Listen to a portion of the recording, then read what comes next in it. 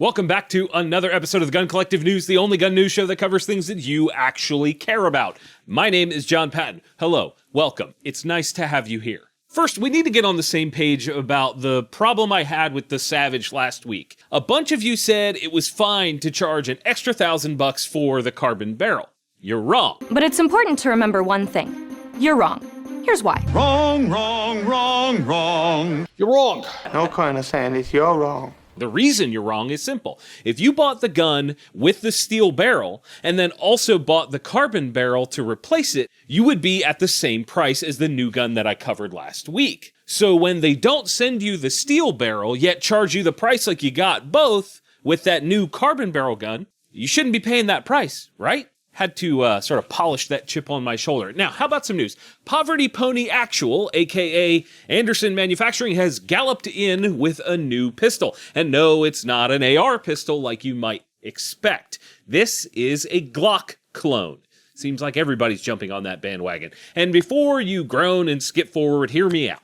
It's called the Kiger 9C, and it's the first handgun that Anderson has ever made. I put quotes around made because this frame comes from a company called SCT and is not Anderson's own design. I know you want to hear the specs, I get it. It takes Glock mags and has a 3.9-inch barrel, fairly aggressive serrations on the slide, semi-aggressive texture, and a pick rail on the SCT grip, which is how it would come if you bought it yourself. They've done nothing to make it Anderson's own, including the undercuts and whatnot. The gun is also sans optic cut, which is a problem for me. The day and age of offering a handgun without an optic cut, they've passed. I'm sure they'll do it on the next model, but come on, first model, it's got to have the optic cut. The other thing you guys are going to want to know here is the price. Of course, MSRP on these is $429. Affordable guns are sort of Anderson's shtick, right? And $429 isn't a bad price for what you're getting, until you compare it to the PSA Dagger, which for the same features is $300, $130 less. I definitely want to shoot one of these new Andersons to see if it's any good, but will it usurp the Dagger as king of the pores? I doubt it.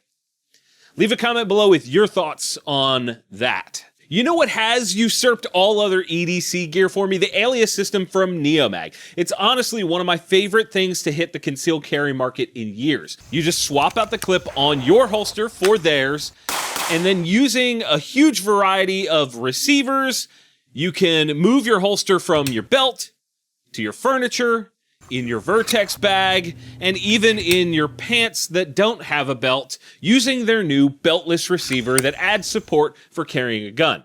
It's fantastic. If you want to get your own Alias system, use our code TGC Alias at theneomag.com to get a free clip when you buy any receiver. Moving on, CZ has a new shotgun for us. It's called the 712 G3, and as you may have guessed, it's the third gen of the 712. I'll keep this short. The changes come in the form of a larger bolt handle and release button, safety in front of the trigger, which is where it should be, and new pistons to swap depending on what type of load you want to shoot, and it also comes with extended chokes. There are 3 variants: all black with a shorter barrel, black and wood with a longer barrel, and camo. Prices start at $579 and go up to $679 for the camo version. Next up, Staccato has released a new carry gun called the CS. It's a 9mm 2011 style gun with a 3.5-inch barrel, 3 16-round mags, and all of the accoutrements of a Staccato, including an optic cut on top, ambi safety, and some other stuff. Think of this as like a shrunk-down version of their competition and duty pistols. Staccato is known for premium handguns with a premium price, so let's see where that falls. MSRP on this one is $2,500. Is it worth that much for a 16-round 9mm? I don't know. Let me know what you guys think in the comments. I mean, it's a nice gun. That's a lot of cash. It's getting to be the time of year when we start seeing the amount of new products ramping up, so let's spool up the minigun. It's time for Rapid Fire News. Hornady has a new muzzleloader bullet that is turned up a notch. It's called the Bore Driver ELDX, and yes, they've essentially taken their match expanding bullet and shoved it into a muzzleloader. The first offering is a 50 cal 340 grain offering, and I'm hoping it brings muzzleloader accuracy into a new era. Also new from Hornady is the 7mm PRC, or Precision Rifle Cartridge. Hornady says this new 7mm version is the ultimate utilitarian cartridge and sits in the middle of the 6.5 and 300 PRC offerings.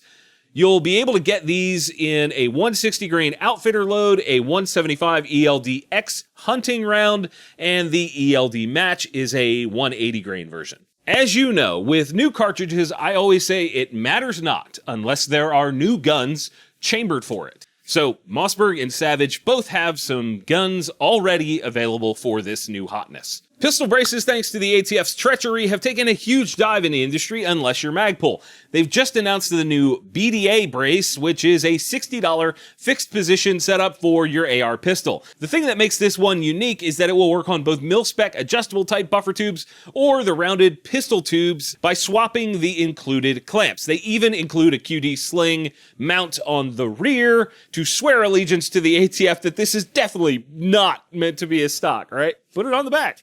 It's not a stock, we promise. Also in the news this week is a new stock from precision chassis experts. Man, I stumbled on that word. MDT, and it is called the Timber Frontier, and it's pretty rad. Inside, there is an aluminum bedding block that has sort of a tail that drops down into the pistol grip and stock portion, and essentially increases rigidity between the front and rear of the gun, creating a very solid platform. Other than that, it's adjustable where you might expect. It has interchangeable grip panels, and has M-LOK under the front and rear for running accessories and such. The MSRP on this fanciness, $900. Definitely not cheap, but could be worth it, I guess, maybe? The next one is interesting. It's from a company called StopBox, and it's called the Strike. The long and short of this is it's a safe for your car, and I'll be honest, I don't hate it. The whole thing is tied into your car via a cable lock and then shoved between your seat and your center console. Strike number one, I'd rather see it hard mounted into the console. The gun is actually mounted inside the safe on a spring-loaded sort of clamping unit that is shoved down in and gives you the ability to run a variety of different guns. It kind of flexes depending on what you want to put in there. Although there is not enough room to run an extended mag. Now, what they only say sort of subtly on the website is that this is unlikely to fit in your sedan because they only provide trucks in the compatibility section. And the most interesting thing is that it's opened with your leg. There's a button on the side that you sort of whack your leg into to have this thing spring open and present you the gun. If you're like me and you sort of let air out whilst driving, get it?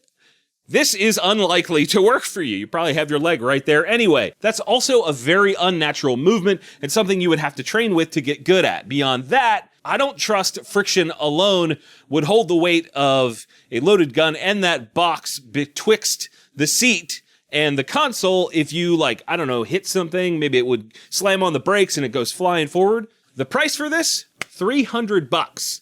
I really want to hear your thoughts on this, guys. Let me know in the comments because I'm sort of undecided on this. In other news, guest reviewer Caleb from the channel 12 Spies has a PCC battle video right here on TGC that you should go watch right after this one. Click the link up here to go do that or check the link in the description.